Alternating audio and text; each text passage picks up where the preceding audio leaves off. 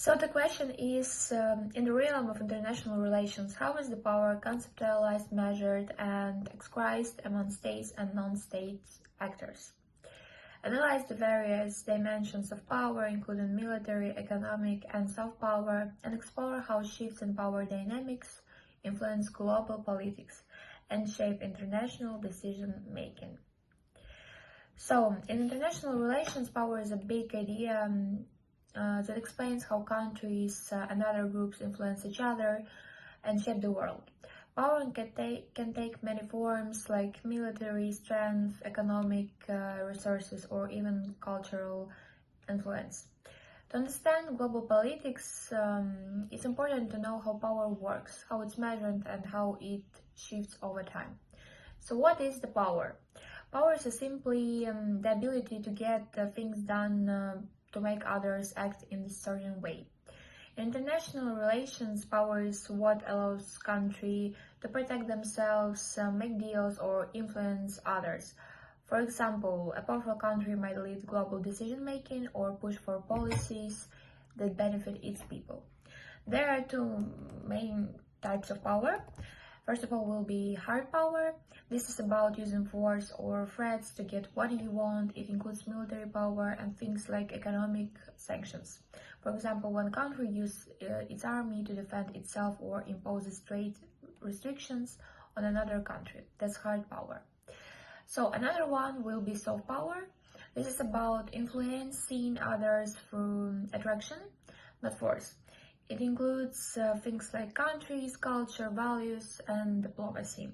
For example, when people around the world watch Hollywood movies or admire a country's education system, that's soft power in action. So how we measure power? Power isn't easy to measure, but there are some clear signs of it. So first of all, military power. This is a country's ability to defend itself or attacks other. It includes the size of its army, the amount of money it spends on defense, and how advanced its weapons are. For example, countries like the United States and China are powerful because they have strong militaries. Another one will be economic power. A strong economy gives a country the ability to trade, invest, or help others. This includes things like how much money a country makes, its natural resources, and its control over important industries. For example, countries like European Union use their economic power to influence global trade. Another one, soft power. This is harder to measure, but it includes things like how much people respect the country's culture, how well it builds relationships through diplomacy, and how much influence it has in international organizations like the United Nations. Some countries combine all of these forms of power. For example, in the United States, they use its military, economy, and the cultural influence to maintain global leadership. How is power used? Countries and other groups use power in many ways. Hard power, this is when a country uses force, threats, or pressure to achieve goals. For example, during wars or conflicts, countries might use their military to protect their interests. Economic sanctions like those placed on Russia are another example of hard power. Soft power. So the soft power is this is like when country influence others through attraction. For example, countries like Japan and South Korea use their cultural exports such as anime and K-pop to create positive image of themselves.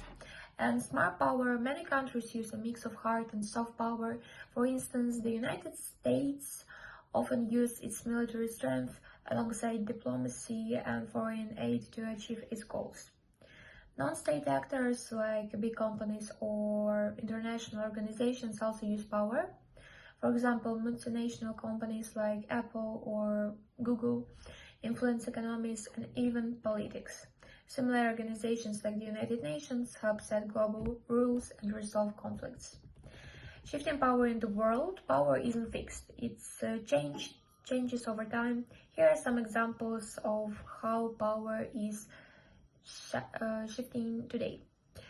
The rise of China. China's economy has grown rapidly and it has built a strong military. Another one will be USA leadership. While the United States is still a global superpower in dominance, is being challenged by other countries, especially China and Russia.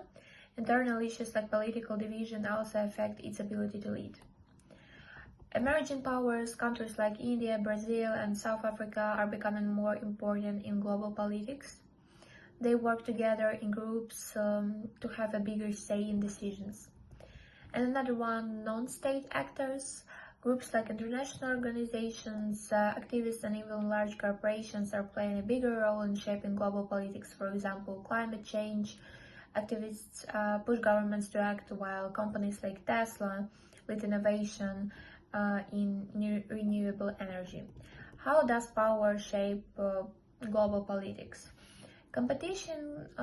Countries often compete to power, leading to rivals. For example, the USA and China are competing in areas like technology and trade, which affects the whole world. Second one, cooperation. Power can also bring countries together.